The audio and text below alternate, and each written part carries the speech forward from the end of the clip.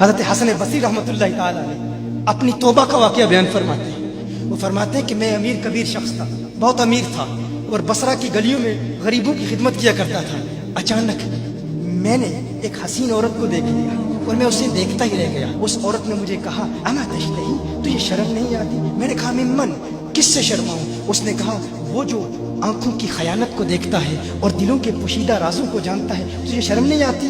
تجھے حیا نہیں آتی؟ کہا اس کا جملہ تو بہت بڑا تھا۔ حسن بصری اپنی توبہ کا واقعہ بیان فرما رہے ہیں۔ فرمایا اس کا جملہ تو بہت بڑا تھا لیکن وہ اتنی حسین تھی، ایسی خوبصورت تھی، میں پھر بھی مسلسل اسے دیکھتا رہا اور دیکھتا ہی رہ گیا۔ اور پھر آخر اس نے کہا کیوں بار بار مجھے دیکھتا ہے؟ میں نے اس عورت کو کہا کہ تیری آنکھیں اتنی خوبصورت ہیں کہ تیری جھیل جیسی آنکھوں میں ڈوبنے کا جی چاہتا ہے۔ اس عورت نے کہا اچھا تو ایسی بات کرتا ہے، تو یہاں انتظار کر۔ وہ عورت اپنے گھر میں چلی جاتی ہے۔ تھوڑی دیر کے بعد کہا میں انتظار کر رہا تھا۔ تھوڑی دیر کے بعد اس کی خادمہ آتی ہے، اس کے ہاتھ میں ایک تشت ہے اور اس تشت کے اندر اس پر ایک کپڑا ہے۔ کہا میں نے کپڑا اٹھایا تو اس میں اس کی 2 آنکھیں تھیں۔ اس نے اپنی 2 آنکھیں نکال کے اپنی خادمہ کو دے دی کہ اس کی وجہ سے اس کا دل دین سے دور ہوا ہے، مجھے یہ آنکھیں نہیں چاہیے۔ کہا اس پر ایک کاغذ تھا، کاغذ پر لکھا ہوا تھا مجھے ایسی آنکھوں کی ضرورت ہی نہیں جس سے ایک مرد فتنے میں مبتلا ہو جائے۔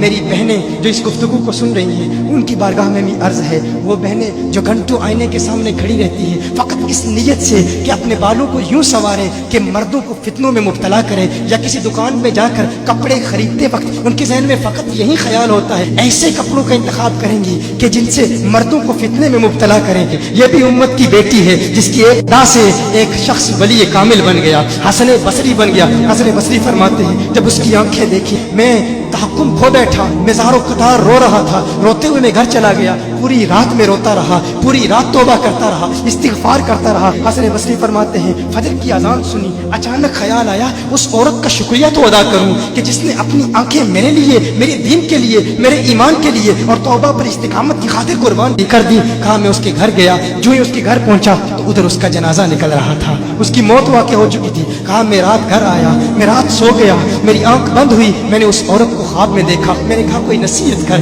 اس عورت نے کہا کہ جب تنہائی میں ہو اللہ کا ذکر کرتے رہو، اور جب صبح کرو تو استغفار کرو، شام کے وقت استغفار پڑھو۔ کہا میں نے اس وقت توبہ کر لی، ایک عورت میری توبہ کا سبب بنی، ایک عورت کی وجہ سے مجھے توبہ پر استقامت ملی۔ یہی حسن بصری پھر وہ واقعہ بھی آتا ہے، وہ دور بھی آتا ہے، ان کا ڈر کتنا ہے، ان کا تقویٰ کتنا ہے، پرہیزگاری کتنی ہے۔ یہی حسن بصری، ایک دن ایک شخص نے حسن بصری رضی اللہ تعالی عنہ سے کہا ہے حسن بصری کیا آپ جانتے ہیں کہ جہنم سے جو شخص سب سے آخر میں جہنم سے نکالا جائے گا اور پھر یا حنانو یا منانو پڑھتا ہوا جہنم سے باہر نکلے گا؟ حسن بصری فرماتے ہیں کاش میں وہ شخص ہوتا، کاش میں وہ شخص ہوتا۔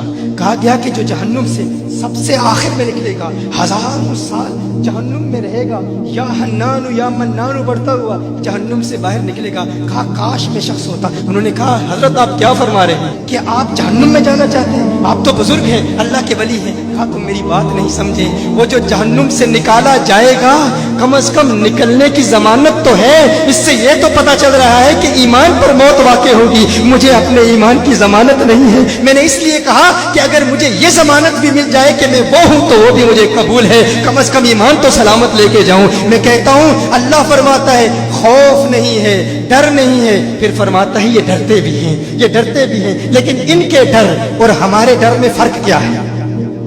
ان کے ڈر اور ہمارے ڈر میں فرق کیا ہے؟ وہ ایک سے ڈرتے ہیں، کسی دوسرے سے نہیں ڈرتے۔ فرق کیا ہے؟ وہ ایک سے ڈرتے ہیں، ایک سے ڈرتے ہیں، کسی دوسرے سے نہیں ڈرتے۔